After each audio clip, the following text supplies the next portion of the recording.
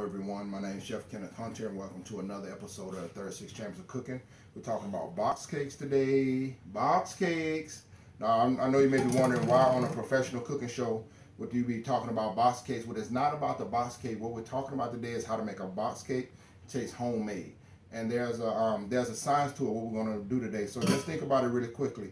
How do you get your box cake when it comes out of the factory? When you look at this box like this, it's only one. But when it's coming out of the factory, there are thousands and thousands and thousands of boxes. So they stack them together like this, stack them on top of each other, they stack them in front of each other, then you got a case. Boom.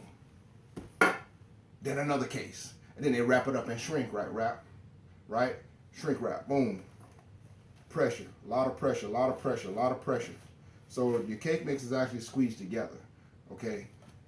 The reason that box cake does not taste like homemade cake is that homemade cake is sifted. A lot of times you use this. This is my favorite. I've had this one since culinary school. So that's what we're going to do today. We're actually going to take the box cake and sift it. The way they make box cake taste like homemade cake is you have to sift it 5 times. What's the science behind that? Well, when you have flour and it's ground down, the more it's ground, the less gluten it has, the less proteins. So you have cake flour, which is about 20% protein when you need it. So that makes the bread flour a little bit tougher. It makes it a little bit springier. It needs to be able to hold up. So when you take AP flour, it's about 10 to 12% protein. And it's a little bit lighter, a little bit fluffier. That's why I call it all-purpose. But when you take cake flour, you actually grind it down a little bit more, a little bit finer. And what that does is that gives it about a 7 to 9% protein. So what we're going to do today is you just take the flour. You can put it in a colander like this. If you see how clumpy that is.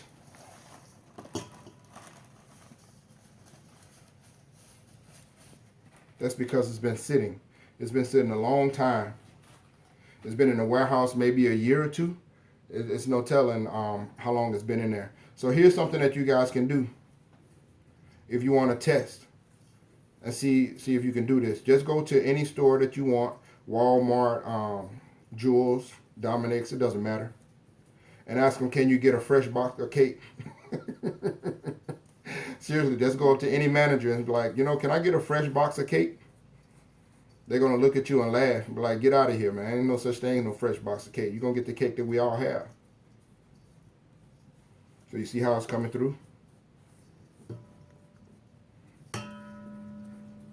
You're going to do this 5 times. You can also shake it.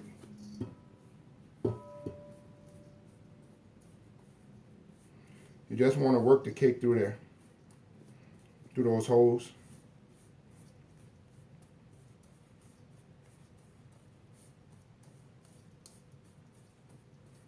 It takes a little time, but it's worth it.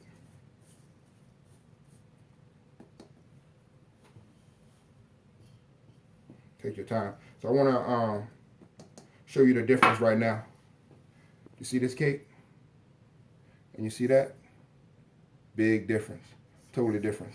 Not only is this lighter and it's aerated, but it's going to allow a lot of the moisture to go through the cake. So your cake is going to be a lot lighter. It's going to be a lot more moisture because you will actually be allowed to incorporate the ingredients.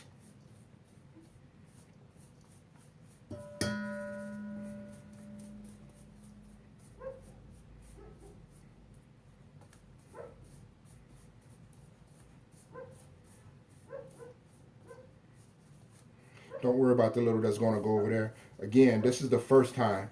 We're going to sift it 4 more times.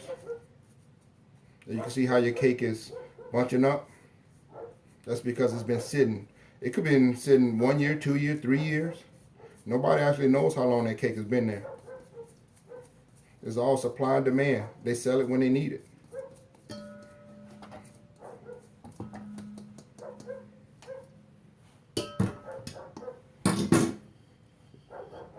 You got a little bit on the edge there.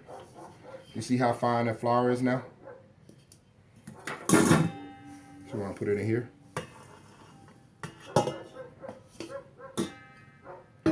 Transfer it again. Every time you do it, the mix is going to mix better. It's going to aerate, and it's going to get finer, more fine, more fine. The longer you do it, well, you actually only need to do it 5 times. Even AP flour, if you sift it 5 times, you're going to convert it into cake flour.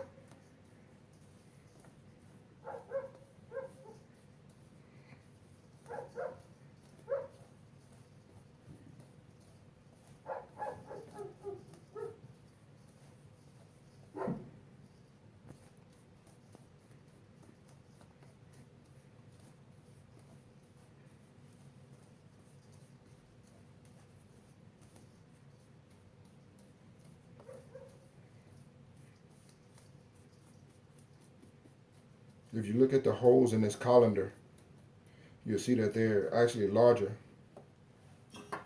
like twice as large as the holes in this sifter. So it actually takes a lot less time than if you was to go in the sifter.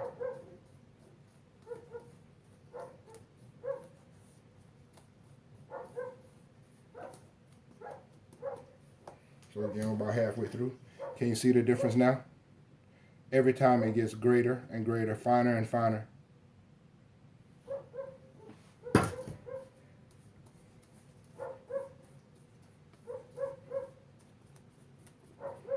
So once you're done sifting it, just follow the directions on the box, and there you have it. Now, even though I've only done it 2 times, it's a totally different product than what just came out of that box a few minutes ago.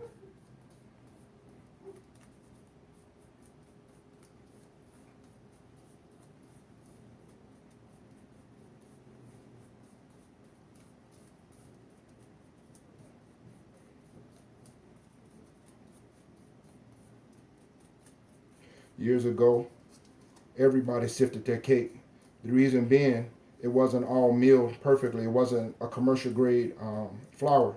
Flour varied from who you bought it from and different brands. So everyone sifted it.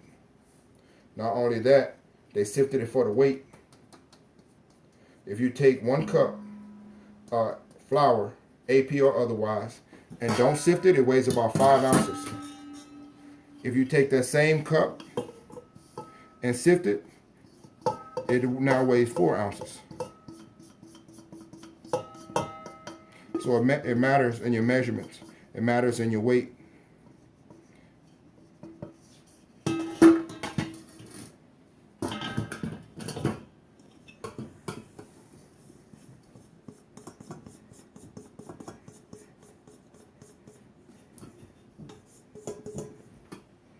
So there you have it.